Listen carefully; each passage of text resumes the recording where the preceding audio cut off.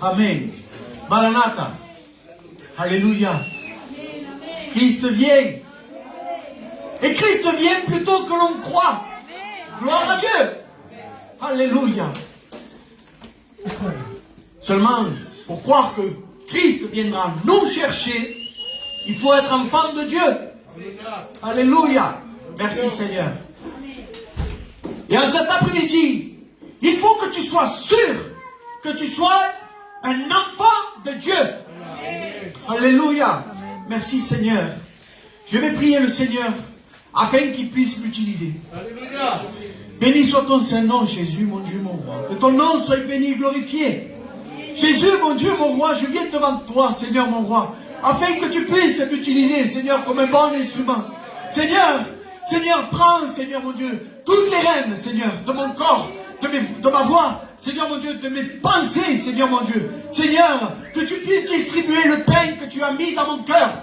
Seigneur, qu'il puisse faire du bien à ton église, Seigneur mon Dieu, à ton assemblée, et qu'il puisse manger de ce pain, Seigneur mon roi. Alléluia, qu'il puisse se fortifier, Seigneur mon roi. Au nom de Jésus-Christ, et à toi revient toute la gloire, Seigneur.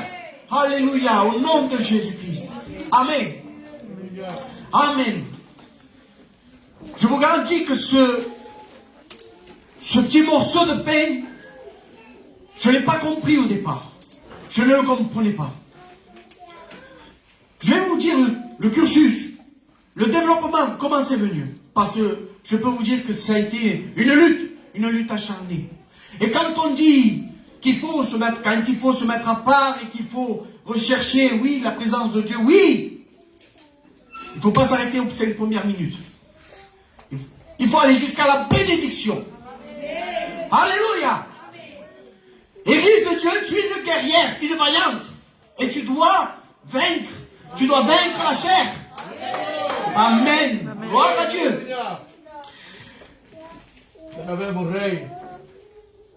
Le Seigneur m'avait mis dans mon cœur, au tout départ, acte 7. Étienne, qui va être devant le Sanhédrin, et qui va dire au Sanhédrin, au fur et à mesure, toute l'histoire d'Israël, depuis Abraham jusqu'à Christ, en leur accusant aux Israélites que c'est eux qui ont crucifié le Jésus-Christ, le Messie, le juste. Je me disais, Seigneur, qu'est-ce que je pouvais faire avec ce message? Je ne comprends pas, Seigneur. Il me donne un autre passage de la Bible, acte 13. Et cette fois-ci, c'est Paul. Paul qui va devant une synagogue, devant les gens d'une synagogue, ils vont exprimer, ils vont témoigner qu'au tout départ, même depuis Moïse, que même Moïse avait dit, Dieu enverra un prophète comme moi. Mais Israël tue les prophètes. Israël tue tous ceux qui viennent de la part de Dieu. Et il va dire encore une fois, c'est vous qui avez tué Israël. Vous avez tué Jésus. Je dis, Seigneur, qu'est-ce que je vais dire avec ça, Seigneur? C'est vrai, va dire ça à l'église maintenant. Israël, non. C'est que ce Israël, c'était l'Israël d'avant. Toi, tu ne l'as pas encore tué. Toi, tu ne l'as pas tué. Toi, tu es crucifié à la croix. C'est pas pareil. Jésus a payé pour toi à la croix. Amen. Gloire à Dieu. Il va dire ainsi. Il va me dire aussi un psaume, le psaume 80. Le psaume 80 va dire ainsi. Seigneur, tu as planté une vigne. Seigneur, aie pitié. Aie pitié. Et là, je me dis, Seigneur, c'est pas possible. Qu'est-ce qui se passe? Et puis finalement, lorsque tu cherches le Seigneur, la vérité, c'est que quand tu cherches, tu trouves. Quand tu frappes à la porte, il t'ouvre. Amen. Gloire à Dieu. Il est essentiel. Nous devons persévérer. Église de Dieu, nous devons persévérer dans les choses de Dieu. Amen. Nous devons persévérer dans la gloire de Dieu, à rechercher le royaume de Dieu. Amen. Gloire à Dieu. Et voici ce que le Seigneur a mis dans mon cœur, pour finir. Ça se trouve dans Matthieu 13. Matthieu 13, verset 24. jusqu'au 30. Et vous allez tout comprendre. Il leur proposa, et la lecture aussi, autant pour moi, c'est la lecture. Matthieu 13, 24 jusqu'au verset 30. Voici ce que la parole de Dieu va dire à son assemblée. Matthieu 13, 24. Et suivant, bien entendu. Il leur proposa une autre parabole et il dit, le royaume des cieux est semblable à un homme qui a semé une bonne semence dans son champ. Mais pendant que les gens dormaient, son ennemi vint et sema de livrer parmi le blé et s'en alla. Lorsque l'herbe eut poussé et donné du fruit, livré parut aussi. Les serviteurs du maître de la maison vinrent lui dire, Seigneur, n'as-tu pas semé une bonne semence dans ton champ? D'où vient donc qu'il y a de livré? Il leur répondit, c'est un ennemi qui a fait cela. Et le serviteur lui dit, veux-tu que nous allions l'arracher? Il dit, non, dit-il, de peur qu'en arrachant l'ivraie, vous ne déraciniez en même temps le blé. Laissez croître ensemble l'un et l'autre jusqu'à la moisson. Et à l'époque de la moisson, je dirai au moissonneur, arrachez d'abord l'ivraie et liez-la en gerbe pour la brûler, mais amassez le blé dans mon grenier. Amen.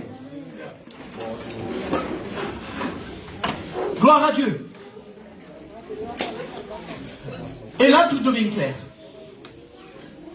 Jésus avait dit aux pharisiens, vous êtes des enfants du diable, parce que vous n'écoutez pas mes paroles. Ils ne le peuvent pas. Ils ne le peuvent pas. Alors voici ce que le Seigneur va dire. Voilà comment je vais essayer de le développer. Être un enfant de Dieu. Un enfant de Dieu, c'est tout simple. C'est dans l'évangile de 1 au chapitre 1 au verset 12. À tous ceux qui croient en la parole a fait devenir ceux qui croient enfants de Dieu. Amen. Ceux qui croient.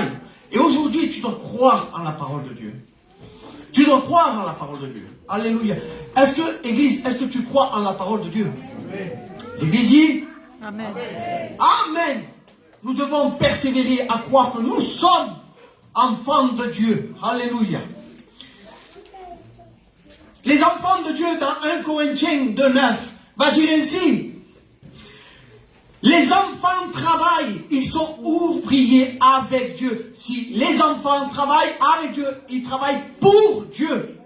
Amen. Et toi, mon frère, ma soeur, mon ami, tu dois travailler pour Dieu. Tu ne dois pas travailler pour le monde, ni pour le prince de ce monde, mais tu dois travailler pour Dieu. Dieu seul. Dans le commandement, il va dire, tu adoreras uniquement ton Dieu. Alléluia. Amen. Et c'est un commandement de Dieu. Tu adoreras ton seul Dieu, Dieu Tout-Puissant. Alléluia. Gloire à Dieu. L'enfant de Dieu, quand il travaille, il faut qu'il le fasse avec un cœur sincère et sincèrement pour la gloire de Dieu. C'est ainsi que dans 1 Corinthiens 3:12, il va dire ainsi, celui qui aura travaillé, il va récolter de l'or, de l'argent, du foin, du bois, mais tout ce qui va, lorsqu'on sera dans les récompenses de Dieu, que ça va passer dans le feu, alors on aura les récompenses, tout ce qui va permanencer, tout ce qui va rester, ce sera ta récompense. Travaille pour l'œuvre de Dieu. Travaille pour que Dieu, tu sois un bon serviteur de Dieu, que tu sois un bon chrétien. Tu dois témoigner, tu dois avancer, tu ne dois pas rester au lait, mais tu dois avancer, tu dois croître, alléluia, en écoutant la parole, en la mettant en pratique. Gloire à Dieu. Amen. L'enfant de Dieu, la première chose qu'il fait, c'est qu'il va s'enraciner. Et cela, nous le voyons dans Colossiens, au chapitre 2, verset 7, les enfants sont enracinés et fondés en lui. Ils sont enracinés en lui. Et ils sont fondés en lui. Lui étant la pierre angulaire. Alléluia. Gloire à Dieu. L'enfant doit vraiment s'enraciner. Comment il doit s'enraciner, l'enfant de Dieu? L'enfant de Dieu, comment il peut prendre ses racines? Il doit prendre ses racines dans la foi, dans la fidélité, dans l'obéissance et dans l'intégrité. C'est ainsi que tu vas pouvoir t'enraciner, aller chercher au plus profond les sources d'eau. Alléluia. Les sources d'eau vive que Dieu va te donner. Alléluia. Gloire à Dieu. Tu dois t'enraciner. Tu dois t'enraciner. Tu dois persévérer. La fidélité commence. La fidélité, vous savez, c'est quand un chrétien va participer à tout ce que fait l'Église. C'est normal. À tout ce que fait l'Église, tu dois participer. Quand il y a un baptême, tu dois y être. Je dis n'importe quoi, mais c'est la vérité. Je veux dire, c'est un exemple que j'ai pris au hasard. Mais tu dois y participer. Lorsque les dirigeants spirituels vont dire quelque chose, ils vont donner une direction à ta vie spirituelle de la part de Dieu. De la part de Dieu. Alléluia. Lorsqu'il va te dire, nous allons faire une chaîne de prière, nous allons la faire. Alors, je vous garantis qu'on ne va pas sortir de là avant qu'on ait fait une chaîne de prière pour les hommes. Les femmes nous gagnent. Les femmes nous gagnent. Ce n'est pas une compétition. Il n'y a pas de compétition dans le Seigneur. Mais il y a aussi, si nos compagnes et nos sœurs font un effort, pourquoi pas nous? Amen. Gloire à Dieu. Je n'entends pas les hommes. Mais les hommes de Dieu, ils disent Amen. Amen. Amen. Jacinto. J'entends. Merci Seigneur. Gloire à Dieu. Il y a des guerriers dans l'assemblée de Dieu. Amen. Des gens qui se lèvent pour servir le Seigneur. Alléluia. Un enfant de Dieu, dans le psaume 1, et au verset 3, il est comme un arbre planté près d'une eau courante, d'une rivière, quelque chose une eau qui ruisselle et qui va prendre et va ponctionner tout le temps de l'eau pour qu'il ne soit pas assoiffé. Un enfant de Dieu ne reste jamais assoiffé. Il faut qu'il se dirige à Jésus-Christ. Amen. Gloire à Dieu. Lui seul est l'eau de la parole. Alléluia. Merci Seigneur. Nous devons nous concentrer. Ayons nos regards fixés en Jésus-Christ. Amen. On va dire ainsi plus loin. Un enfant de Dieu a une particularité. C'est qu'il est humble. Il a de l'humilité. Il ne répond pas le mal par le mal, mais il répond au mal par le bien. Amen. Quelque chose de pas facile, souvent, parce que nous sommes de chair. Mais nous devons veiller à ce qu'on puisse agir ainsi. Nous devons rendre le bien, même si on nous fait du mal. Béni soit ton Saint-Nom, Jésus.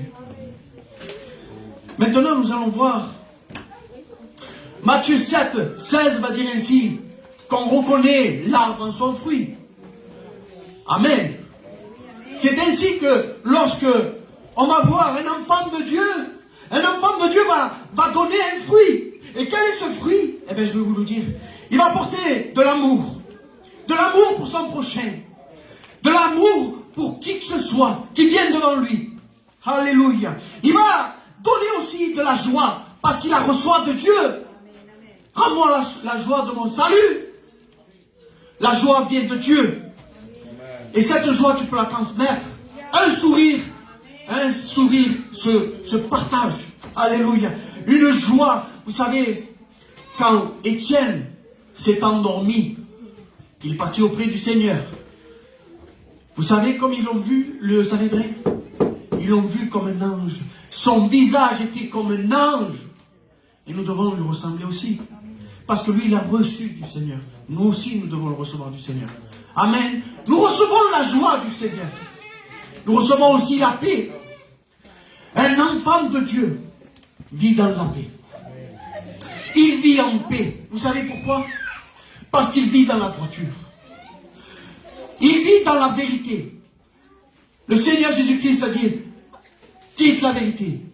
Coûte ce que ça coûte. Mais dites la vérité. Soyez dans la vérité. Soyez honnête envers vous. Honnête envers les autres. Amen. Gloire à Dieu. Il vit dans la paix. Vous savez, quand on parle des gens qui sont dans le monde et qui font du trafic de tout, je peux vous garantir que parmi bien de témoignages, ils dorment que sur une oreille, mais pas l'autre. Lorsqu'ils sont en train de marcher, s'ils ont de la famille à côté, vous savez ce qu'il dit? Ne marche pas à côté de moi. Ça craint. Ça craint. Parce qu'une balle perdue peut être pour sa famille aussi. Mais un enfant de Dieu. Un enfant de Dieu qui est droit dans ses bottes. Un enfant de Dieu qui est honnête avec lui-même. Un enfant de Dieu qui va avec Dieu. Celui-là, il dort en paix. Amen. Alléluia. Amen. Et tu dois te convaincre que tu marches dans la vérité. Que tu marches selon la vérité. Que tu es honnête avec toi-même. Amen. Honnête envers Dieu. Honnête envers toi-même. Alléluia. Le Fils de Dieu, l'enfant de Dieu, il va avoir de la patience aussi. C'est ce que je disais. Il va avoir de la bonté, de la bénignité, de la facile à pardonner. Facilement pardonner. De la fidélité, de la douceur et de la tempérance. On ne s'énerve pas. Je ne sais pas comment on peut dire ça. On ne peut pas s'énerver à tout bout de champ. On a un témoignage. On a un témoignage à pouvoir garder devant tous et même devant Dieu. Lorsque nous sommes tous seuls, Dieu nous voit. C'est vrai. Nous devons garder un bon témoignage. Bien sûr, lorsque on voit quelqu'un porter ce fruit-là, on dit c'est un enfant de Dieu. On le reconnaît de loin. Vous savez, il y avait dans 2 rois, il y avait une femme qui avait vu, qui voyait, qui recevait un homme de Dieu, qui recevait Élie. Et là, elle disait à son mari, tu vois, celui-ci, véritablement c'est un enfant, c'est un homme de Dieu. Un homme de Dieu se voit de loin. Un homme de Dieu se construit un témoignage. Un homme de Dieu est honnête. Un homme de Dieu marche droit. Un homme de Dieu a comment dire, la joie. La joie. La joie se transmet. Je vous le redis encore une fois. Mais la joie se transmet. Église de Dieu, est-ce que tu es joyeuse? Amen. Vous savez, la première joie que tu peux avoir, dans le Seigneur, c'est qu'un jour, et ce jour va venir très promptement, très vite, le Seigneur viendra chercher tous ceux qui ont cru en sa parole. Tous, sans exception. Mais est-ce que tu es sûr de ton salut? Est-ce que tu es sûr de ton salut? Alors, sois sûr. Prends-le à plein gosier. Chante, crie au Seigneur. Mais que tu sois sûr que tu es sauvé. Alléluia. Alléluia. Gloire à Dieu. Maintenant, puisqu'on reconnaît un arbre à son fruit, on peut reconnaître maintenant facilement un enfant qui vit dans la chair. Un enfant qui vit dans la chair, et là ça ne va pas. Un enfant qui vit dans la chair a tout plein de problèmes. Il a tout plein de problèmes. Vous allez le voir. Dans Galates 1,19, il y a dire ici, l'œuvre de la chair, c'est l'impudicité, c'est l'impureté, c'est la dissolution. On se sépare. On se sépare. C'est de l'œuvre de la chair, les frères et sœurs. C'est de l'œuvre de la chair. Je ne dis pas que un enfant qui est né de nouveau ne puisse pas vivre aussi dans la chair, c'est pas vrai, je ne dis pas ça. Mais c'est sûr et certain qu'un enfant du diable, il vit selon la chair. Il va dire ainsi, la dissolution, l'idolâtrie. Aïe maman, l'idolâtrie. Vous savez ce que c'est l'idolâtrie? C'est quand on adore quelqu'un. Derrière ça, il y a le démon derrière. Ne faites pas des gens de ce monde, des stars de ce monde, des idoles. Parce que bien souvent derrière ça, il y a l'ennemi de votre âme. L'ennemi, ne vous laissez pas séduire. Le Seigneur a dit. Alléluia. La magie. Les inimitiés, c'est des sentiments durables contre Dieu. Contre Dieu. Nous devons lutter contre ça. La chair, elle est pour ça. Ce sont des désirs de la chair. Mais toi, lutte. Tu es vaillant. Tu n'as pas reçu un esprit de timidité. Mais tu as reçu l'esprit de Dieu. Et Christ en moi, l'espérance de la gloire. Amen. Alléluia. Je continue. Et voici que il y a d'autres fruits, en plus d'autres, les querelles.